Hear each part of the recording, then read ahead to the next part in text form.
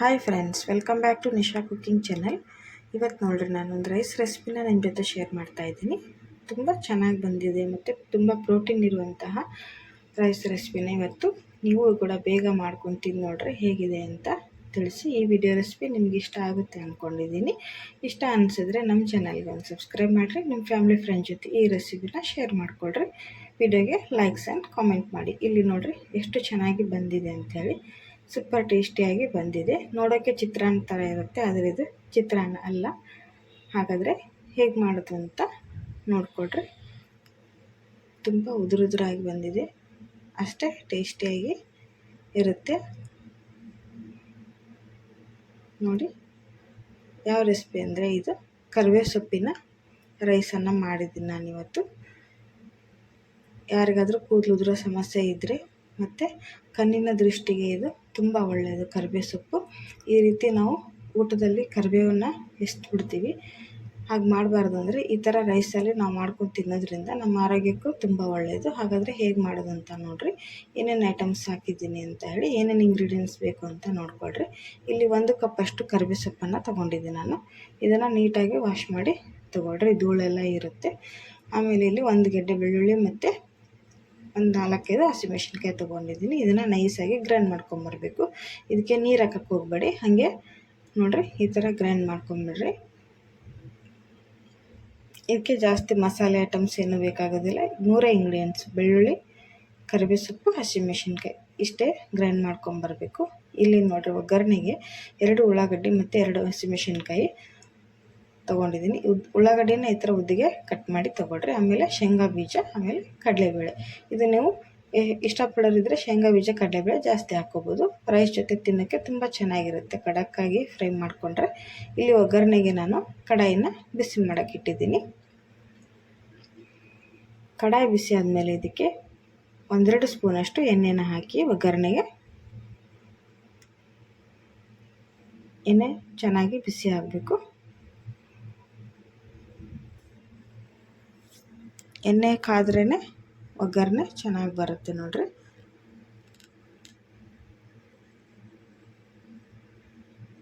ಈಗ ನಾವು ಒಗ್ಗರಣೆ ಮಾಡ್ಕೊಳ್ಳೋಣ.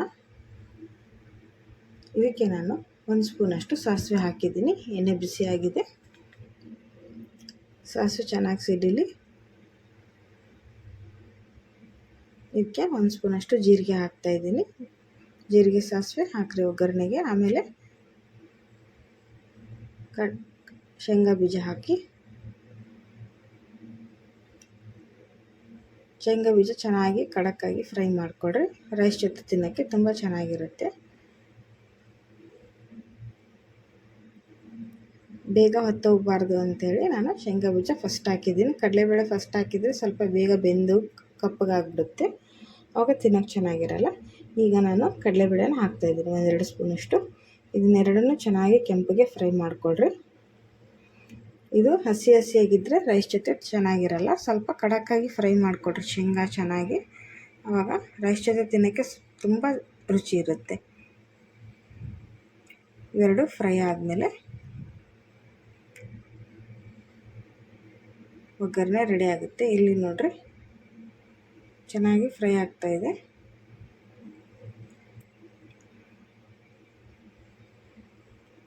ಸ್ವಲ್ಪ ಲೋ ಫ್ಲೇಮ್ ಇಟ್ಕೊಂಡು ಚೆನ್ನಾಗಿ ಫ್ರೈ ಮಾಡಿರಿ. ಹೈ ಫ್ಲೇಮಲ್ಲಿ ಇಟ್ಟರೆ ಹೊತ್ತು ಹೋಗ್ಬಿಡುತ್ತೆ ಶೇಂಗಾ ಬೀಜ. ಇದಕ್ಕೆ ಈ ಒಗ್ಗರಣೆಗೆ 2 ಮೆಣಸಿನ್ಕಾಯಿನ ಹಾಕ್ತಾಯಿದ್ದೀನಿ ನಾನು. ನಾವು ಗ್ರೈಂಡ್ ಮಾಡೋಕ್ಕೆ ಹಾಕಿರ್ತೀವಿ ಖಾರಕ್ಕೆ, ಇಲ್ಲಿ ಒಗ್ಗರಣೆಗೆ 2 ಹಾಕಿರಿ. ಸುಮ್ಮನೆ ಒಗ್ಗರಣೆಗೆ ಅಷ್ಟೇ ಹಾಕ್ಕೋಬೇಕು, ಟೇಸ್ಟ್ ಚೆನ್ನಾಗಿರುತ್ತೆ ಅಂಥೇಳಿ. 2 ಮೆಣಸಿನ್ಕಾಯಿ ಚೆನ್ನಾಗಿ ಕೆಂಪಿಗೆ ಫ್ರೈ ಆಗಲಿ. ಈಗ ಇದಕ್ಕೆ ಹೆಚ್ಚಿದಂಥ ಉಳ್ಳಾಗಡ್ಡಿನ ಹಾಕಿ ಉಳ್ಳಾಗಡ್ಡಿ ಇದರಲ್ಲಿ ಚೆನ್ನಾಗಿ ಫ್ರೈ ಆಗಬೇಕು. ಅಂದರೆ ಕೆಂಪಗಾಗೋವರೆಗೂ ಫ್ರೈ ಮಾಡಿಕೊಡ್ರಿ, ಗೋಲ್ಡನ್ ಬ್ರೌನ್ ಬರೋವರೆಗೂ ಫ್ರೈ ಮಾಡಿಕೊಂಡ್ರೆ ಒಗ್ಗರಣೆ ಚೆನ್ನಾಗಿರುತ್ತೆ ನೋಡಿರಿ. ಈ ಥರ ಮಿಕ್ಸ್ ಮಾಡಿಕೊಡ್ರಿ. ಮಾಡಿ ಮತ್ತು ಇದನ್ನು 1 ನಿಮಿಷ ಫ್ರೈ ಆಗೋಕ್ಕೆ ಬಿಟ್ಬಿಡಿ. ಚೆನ್ನಾಗಿ ಉಳ್ಳಾಗಡ್ಡಿ ಕೆಂಪಿಗೆ ಫ್ರೈ ಆಗಲಿ, ಆವಾಗ ರೈಸ್ಗೆ ಒಳ್ಳೆ ಟೇಸ್ಟ್ ಕೊಡುತ್ತೆ.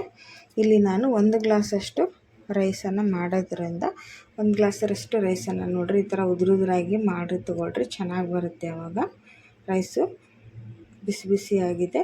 ಇದನ್ನು ಇವಾಗ ಒಂದು ಪ್ಲೇಟಿಗೆ ತೆಗೆದಿಟ್ಕೊಂಡಿದ್ದೀನಿ ನಾನು. ಇಲ್ಲಿ ಉಳ್ಳಾಗಡ್ಡಿ ಸಹಿತ ಚೆನ್ನಾಗಿ ಫ್ರೈ ಆಗಿದೆ ನೋಡಿರಿ. ಈ ಥರ ಚೆನ್ನಾಗಿ ಕೆಂಪಿಗೆ ಫ್ರೈ ಆಗಬೇಕು, ಆವಾಗ ಒಗ್ಗರಣೆ ಚೆನ್ನಾಗಿ ಬರುತ್ತೆ. ಇದಕ್ಕೆ ನಾನಿವಾಗ ಗ್ರೈಂಡ್ ಮಾಡಿ ತೊಗೊಂಬಂದಂಥ ಮಸಾಲಾನ ಹಾಕ್ತಾಯಿದ್ದೀನಿ. ಅಂದರೆ ಕರಿಬೇವು ಸೊಪ್ಪು, ಮೆಣಸಿನ್ಕಾಯಿ, ಬೆಳ್ಳುಳ್ಳಿನ ನಾವು ಮಿಕ್ಸರ್ಗೆ ಹಾಕಿ ಗ್ರೈಂಡ್ ಮಾಡಿ ತೊಗೊಂಡಿದ್ದೀವಿ, ಅದನ್ನು ಹಾಕ್ತಾಯಿದ್ದೀನಿ. ಇದಕ್ಕೆ ನೀರು ಹಾಕಿಲ್ಲ, ನೀರು ಹಾಕ್ದೇ ಗ್ರೈಂಡ್ ಮಾಡಿಕೊಳ್ರಿ. ಇದಕ್ಕೆ ಇವಾಗ ಒಂದು ಅರ್ಧ ಸ್ಪೂನಷ್ಟು ಅರಿಶಿನ ಪುಡಿನ ಹಾಕ್ತಾಯಿದ್ದೀನಿ. ಈಗ ಇದನ್ನು ಚೆನ್ನಾಗಿ ಎಣ್ಣೆಯಲ್ಲಿ ಫ್ರೈ ಮಾಡಿಕೊಡ್ರಿ. ಈಗ ರುಚಿಗೆ ತಕ್ಕಷ್ಟು ಉಪ್ಪನ್ನು ಹಾಕಿ ಚೆನ್ನಾಗಿ ಫ್ರೈ ಮಾಡಿಕೊಡ್ರಿ. ಕರಿಬೇವಿನ ಅದೇನು ಹಸಿ ಸ್ಮೆಲ್ ಇರುತ್ತಲ್ಲ ಅದು ಹೋಗಬೇಕು, ಆವಾಗ ಚೆನ್ನಾಗಿ ಅದು ಘಮ ಬರುತ್ತೆ ಕರಿಬೇವಿನ ಸೊಪ್ಪಿಂದು, ಆವಾಗ ತುಂಬ ಚೆನ್ನಾಗಿರುತ್ತೆ ರೈಸ್ ಜೊತೆ. ಇದು ರೈಸಿಗೆ ಒಂದು ಸರಿ ನೀವು ಇದನ್ನು ಟ್ರೈ ಮಾಡಿ ನೋಡಿರಿ. ಇದನ್ನೇ ಮಾಡ್ಕೊಂಡು ತಿಂತೀರ ಪದೇ ಪದೇ, ಅಷ್ಟು ಟೇಸ್ಟಿಯಾಗಿ ಬರುತ್ತೆ. ಅದು ಕಲರ್ ನೋಡಿರಿ ಹೇಗೆ ಕಾಣಿಸ್ತಾ ಇದೆ, ನ್ಯಾಚುರಲ್ ಆಗಿ ನಾವು ಯಾವುದೇ ಫುಡ್ ಕಲರ್ ಬಳಸಲಾರ್ದೇ ಕಲರ್ಫುಲ್ ಆದಂಥ ರೈಸ್ ರೆಡಿ ಆಗುತ್ತೆ ನೋಡಿರಿ. 1-2 ನಿಮಿಷ ನೀವು ಇದನ್ನು ಚೆನ್ನಾಗಿ ಎಣ್ಣೆಯಲ್ಲಿ ಫ್ರೈ ಮಾಡಬೇಕು, ಆವಾಗ ಒಳ್ಳೆ ಘಮ ಬರುತ್ತೆ ಅದ್ರ ಕರಿಬೇವು ಸೊಪ್ಪಿಂದು. ರೈಸ್ಗೆ ತುಂಬ ಚೆನ್ನಾಗಿ ಟೇಸ್ಟ್ ಕೊಡುತ್ತೆ ಅದು.